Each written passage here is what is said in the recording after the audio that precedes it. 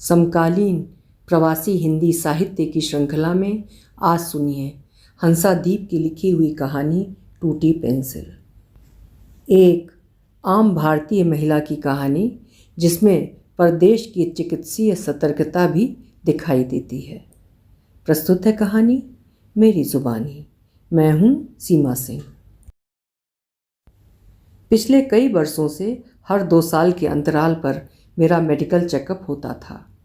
हर बार सब ठीक है, वही करो जो करती रही हो, जैसे शब्दों के साथ डॉक्टर गिरगिस के क्लिनिक में मीटिंग खत्म होती और मेरी दिनचर्या किचन, कक्षा और कलम के साथ यथावत जारी रहती। उम्र के तमाम मोड़ों को लांघते हुए उस मुकाम पर आ पहुँचे थे जहाँ 65 का आंकड़ा मुंह बाएं सामने खड़ा था। डॉक्टर सचेत हो गए थे। आज मेरे हर अंग की जांच पड़ताल होनी थी। वज़न, ऊंचाई, हार्ट बीट, धड़कनें और ब्लड प्रेशर सबका हिसाब किताब बारीकी से होना था। मेरी बाह में पट्टा कसा जा रहा था। धड़कनें अनियंत्रित होती जा रही थीं, तेज़ और तेज़। अंकों के गणित को हल करते मशीन के कांटे लगातार ऊपर नीचे हो रहे थे। उन कांटों के साथ साथ डॉक्टर की आंखें भी कभी ऊपर कभी नीचे तो कभी स्थिर हो रही थीं। कई बार वही प्रक्रिया दोहराकर डॉक्टर ने कहा, आपका ब्लड प्रेशर बहुत हाई है। मैंने कहा, सर, इस परिसर में घुसते ही ब्लड प्रेशर हाई हो जाता है। जैसे ही आप ये बेल्ट लगाते हैं वैसे ही ये और ज़्यादा बढ़ जाता है। डॉक्टर मुस्कुराने लगे, एक गहरी मुस्कान जो मुझे अच्छी नहीं लगी। अंशु का सिर हिलाना और भी अच्छा नहीं लगा। उनकी आदत है चाहे कुछ भी हो, ठीकरा मेरे सिर पर फोड़ देते हैं। इस तरह सिर हिलाते हैं जैसे मैंने कोई बड़ा अपराध कर दिया हो। उनकी आंखें मुझसे कहने लगती, तुम्हारी गलती है, तुम जरा भी ध्यान नहीं रखती। अंशु की ऐसी प्रतिक्रिया से हमेशा मुझे गुस्सा आ जाता, लेकिन आज 65 का अंक मुझे शांत रखे हुए था। डॉक्टर ने एक बार फिर से परिवार के बारे में सारी जानकारियाँ ली। पिछला लिखा हुआ रिकॉर्ड पढ़कर दोहराया। जन्म भारत में हुआ था, माता पिता की मृत्यु के कारणों का ब्यौरा, बड़े भाई बहन की असामयिक मौत की वजह। नया अपडेट ये था कि छोटे भाई की 6 महीने पहले मृत्यु हुई। मृत्यु के कारणों को नोट करते हुए डॉक्टर ने टेक्स्ट को हाईलाइट किया और कहा, मिस रेमी, आपको अलग अलग ज़रूरी टेस्ट के लिए पर्चियाँ दे रहा हूँ। ये सारे टेस्ट आपकी प्राथमिकता होनी चाहिए। सबसे पहले आप इकोकार्डियो करवाइए, मुझे जल्द से जल्द रिपोर्ट चाहिए। इसके पहले डॉक्टर ने कभी इस तरह बात नहीं की थी। मैंने बलि के बकरे की तरह गर्दन झुकाकर हामी भरी और एक के बाद एक पर्चियाँ पकड़ती चली गई। ब्लड टेस्ट के अलग अलग प्रकार, इसके अलावा urine test, stool test, mammogram, cervical cancer और ख़ास तौर से इकोकार्डियो। अपनी मेज पर रखे कागज़ों पर पेंसिल से बड़े बड़े गोले लगा दिए मैंने। लिखना चाहती थी बहुत कुछ, अपने जीवन की रेखाओं का अंकगणित। हताशा में पेंसिल पर इस कदर जोर दिया कि उसकी तीखी नोक टूट कर गिर गई। वो टूटा टुकड़ा मुझे चिढ़ा रहा था। इसी तरह मैंने खुद को भी तोड़ दिया था। चलते चलते एकाएक रुक गई थी। हर दिन एक टेस्ट की याद दिलाते अंशु के दिमाग में एक बात बैठ गई थी, इस बार तुम्हारी लापरवाही बोलेगी, देखना तुम। रिपोर्ट आने के पहले अंशु का इस तरह डांटना मुझे इस कदर क्रोधित कर रहा था कि समूचे शरीर की पीड़ा आंखों के रास्ते बाहर आने को आतुर थी। रोकर अपना मन हल्का कर लेने के अलावा कोई विकल्प शेष नहीं था। एक के बाद एक टेस्ट के लिए जाना इतना कष्टदायी नहीं था जितना अंशु की तीखी निगाहों का सामना करना। टेस्ट रिपोर्ट की आशंका का भय मेरे साथ घर के हर कोने में पसर गया था। खुद को आश्वस्त करने की कोशिश करती, ये सब एक खाना पूर्ति है। मैं बहुत सोती हूँ, खाती पीती भी हूँ और काम भी करती हूँ, मुझे कुछ नहीं होगा। ये सोचते हुए डॉक्टर और अंशु दोनों की निगाहें मुझे छेदने लगती। किसी लड़ाई के विजेता की ठसक अंशु के शब्दों में होती, इतनी बेपरवाही अच्छी नहीं। एक उम्र के बाद शरीर की सीमाओं का ध्यान रखना ज़रूरी है। तुम्हारी समझ में बात कब आएगी? मैं मौन रह जाती, मन ही मन जवाब देती, मेरी दवाई लेने से तुम्हें शांति हो जाएगी और इन डॉक्टरों को भी। बहरहाल एक के बाद एक रिपोर्ट्स आनी शुरू हुई। मुझे क्लिनिक में उपस्थिति के लिए तलब किया गया। इसका सीधा अभिप्राय ये था कि कोई बड़ी गड़बड़ी है, अंक काफ़ी ऊपर नीचे हुए हैं। अंशु ने मुझे इस तरह देखा जैसे मेरा जघन्य अपराध सिद्ध हो गया हो। उन नज़रों का तीखापन चरम पर था। अंशु को ये कहना भी बेकार था कि वे स्वयं पिछले 15 सालों से हर तरह की दवाइयाँ ले रहे हैं, तो उन्होंने अपनी सेहत का ध्यान क्यों नहीं रखा? मेरे साथ ये 15 साल बाद होना भी अपराध क्यों है? क्लिनिक में मेरे सामने डॉक्टर गिरगिस कागजों को फैलाए बैठे थे और मेरे टेस्ट के परिणामों में अंकों की गणना कर रहे थे। मैं प्रतीक्षा करती रही। एक बार फिर से उन्होंने फैमिली हिस्ट्री को कंफर्म किया। गिनती जारी थी, गणित चल रहा था, मेरे शरीर का गणित। जोड़ घटाव गुणा भाग करती मेरी धड़कनें धड़ धड़ बजने लगी थीं। मुझे याद आ रहे थे सारे गणित, अंक गणित, बीज गणित, रेखा गणित, त्रिभुज, चतुर्भुज, अष्टभुज, सारे वृत्त में थे, गोल घेरे में कैद। You are at high risk कहते हुए डॉक्टर अंशु की ओर मुखातिब थे। ध्यान से सुनिए मिस्टर अंश, सारे दूसरे टेस्ट की रिपोर्ट्स नॉर्मल है सिवाय एक के। आपकी पत्नी हाई रिस्क पर है इस समय। तुरंत हृदय रोग विशेषज्ञ से कंसल्ट करना है। कल आपको क्लिनिक से फ़ोन आ जाएगा। मैं अवाक डॉक्टर का मुंह देखती रह गई। क्लिनिक से घर तक के रास्ते में हम दोनों शायद आने वाले समय के खौफ से चुप थे। अगली सुबह एक फ़ोन आया, आपको हृदय रोग विशेषज्ञ से 1 सप्ताह बाद मिलना है। इसका मतलब समझती हो ना तुम? मैं क्या कहती? इस चुप्पी से वैसे ही दुखी थी। कातर निगाहों से अंशु को देखती रही। 1 सप्ताह की कशमकश के बाद हृदय रोग विशेषज्ञ ने मेरे हृदय की जांच पड़ताल की। यहाँ दर्द है, वहाँ दर्द है, सब में नहीं सुनकर डॉक्टर के माथे पर सलवटें दिखाई दी। कहा, सिम्पटोमेटिक, कोई सिम्टम्स न होना अलार्मिंग है। निश्चित ही आपका केस हाई रिस्क वाला है। मैं आपको जल्द से जल्द न्यूक्लियर स्ट्रेस टेस्ट के लिए भेज रहा हूँ। घर लौटते हुए अंशु बमबारी के लिए तैयार थे। जरा सा ध्यान रख लेती तो ये स्थिति ना आती। मालूम था ना तुम्हारे घर में हर किसी के साथ क्या हुआ है। मेरा धैर्य अब टूट चुका था। कौन सा ध्यान नहीं रखा मैंने? अच्छा गिनाऊं? सब दाल बाटी कौन ठोकता है एक्स्ट्रा घी डालकर? मैं। लेकिन मेरी बात काटकर अंशु गुस्से में बोलते गए, और हलवा, बादाम का हलवा, मूंग की दाल का हलवा किसे सबसे ज़्यादा पसंद है? छोले भटूरे कौन बनाता है बार बार? घास फूस कहकर सलाद कौन नहीं खाता? दिन में 4 बार चाय कौन पीता है? और तो और बालूशाही और गुलाब जामुन की खेप में सबसे ज़्यादा मात्रा किसकी प्लेट में होती है? अंशु सचमुच गुस्से में थे। मैं असहाय सी रोने लगी थी, मानो वे सारे पल हिसाब मांग रहे थे, और गणित की कमजोरी के कारण मैं रो रो कर अंकों के अत्याचार का भार ढोते अपनी बेबसी जाहिर कर रही थी। सुना था आंसुओं से गुस्सा कम हो जाता है। अंशु का गुस्सा और बढ़ गया था। अब रोने से क्या फ़ायदा? कम से कम मेरे बारे में तो सोचकर अपना ख्याल रखती। तुम्हें जैसे पता नहीं कि तुम्हारे जाने के बाद मेरा क्या होगा। मैं तो जीते जी मर ही जाऊंगा। न जाने ये प्यार था, डांट या गुस्सा, जो भी था मुझे तोड़ने के लिए पर्याप्त था। टुकड़े टुकड़े होते हुए भी भीतर का बचाव पक्ष तार्किक होने की कोशिश कर रहा था, पर कहीं से कोई आसार तो नज़र आते। कोई दर्द नहीं, कोई सिम्टम्स नहीं।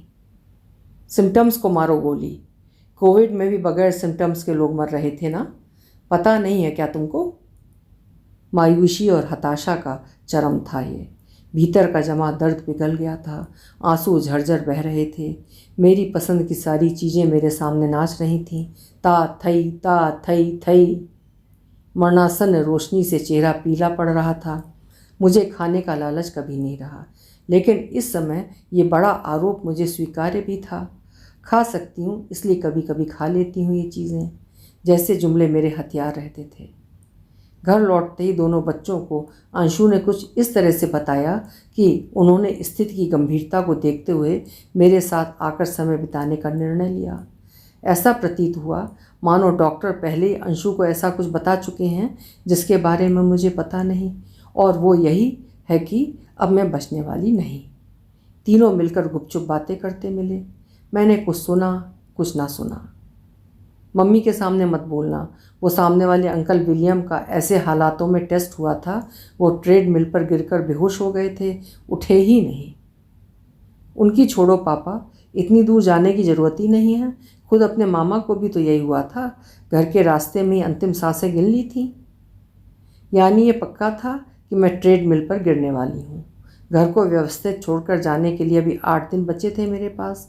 सबसे पहले अपना शैक्षणिक दायित्व निभाया, कुछ इस तरह कि मेरे जाने के बाद बचे हुए सेमेस्टर में मेरे विभाग को, मेरे छात्रों को कोई तकलीफ़ ना हो।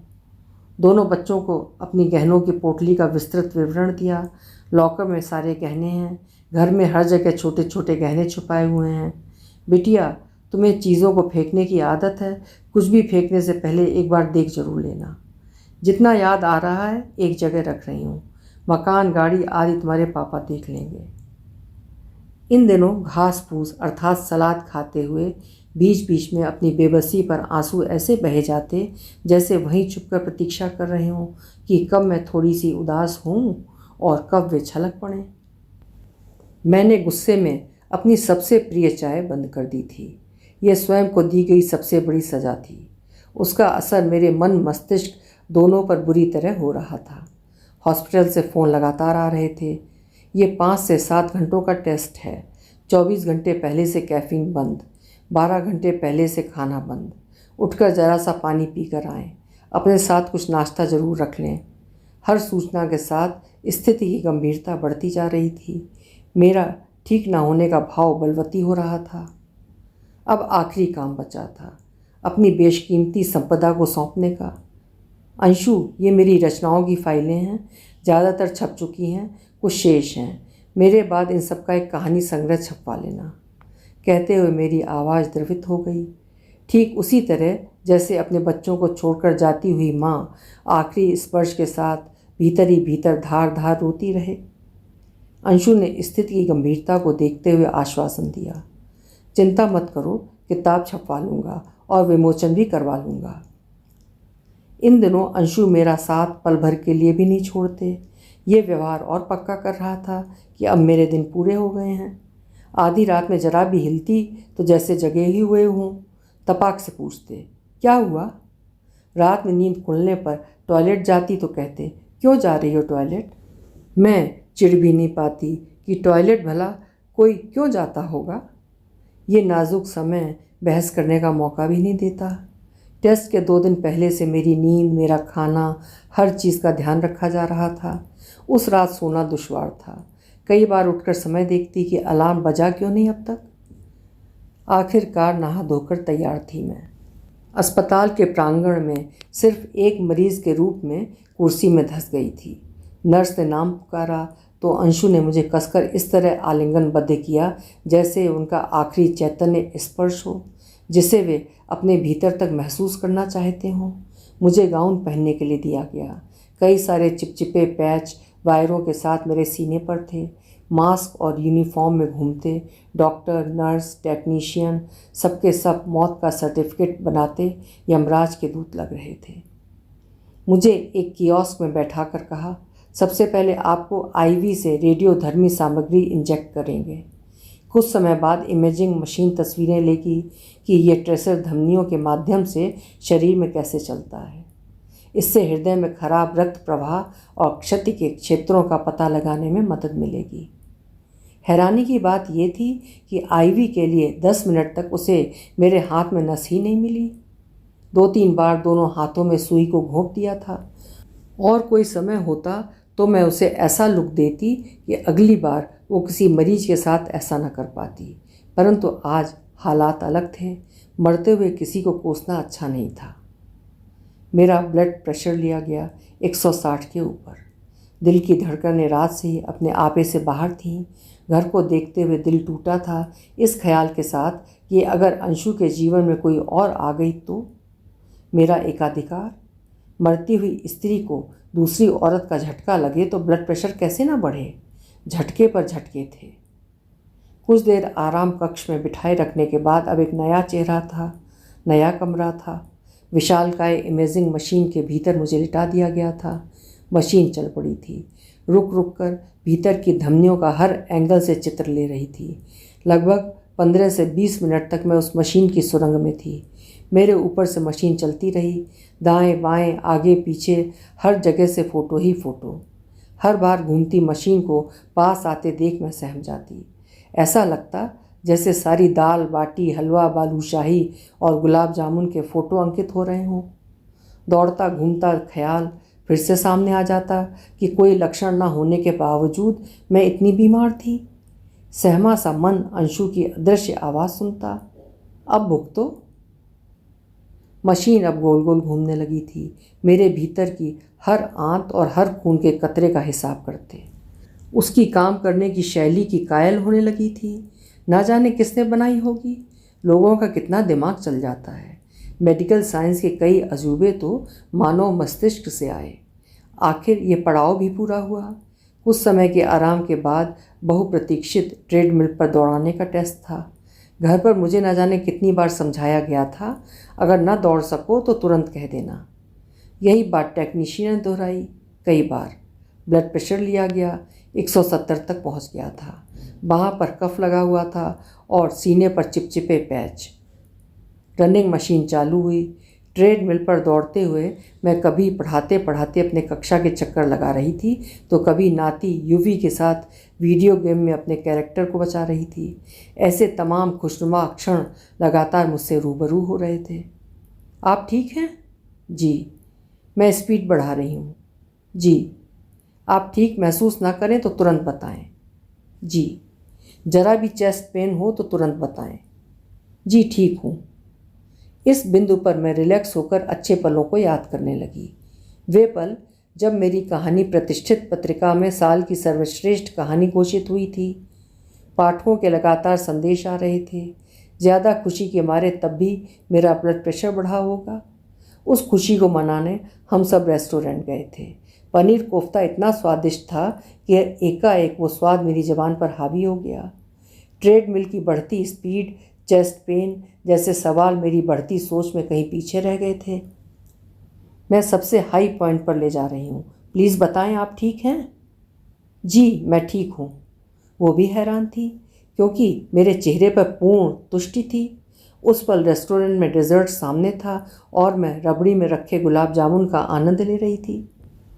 High speed, high. उसके चलते मुझे एक और इंजेक्शन दिया गया। मैं बेखबर थी अपनी दुनिया में, उसी स्पीड से दौड़ती जा रही थी, ये सोचते हुए कि अब गिरी तब गिरी। अंशु आएंगे और मुझे थाम लेंगे। उनके हाथों का स्पर्श महसूस होने से पहले एकाएक मशीन स्लो हो गई। मेरी सोच भी उसके साथ स्लो हुई। दिमाग ने कहा, इतनी स्लो मशीन के चलते मैं कैसे गिरूंगी। धीरे धीरे करके मशीन रुक गई। नीचे आ जाइए। क्यों, क्या हुआ? मैं भौचक्की निगाहों से मैंने पूछा। All done. सोचा शायद थोड़ी देर बैठाकर फिर दौड़ाएंगे। फिर से मेरा ब्लड प्रेशर लिया गया। आश्चर्य, ब्लड प्रेशर 155 था।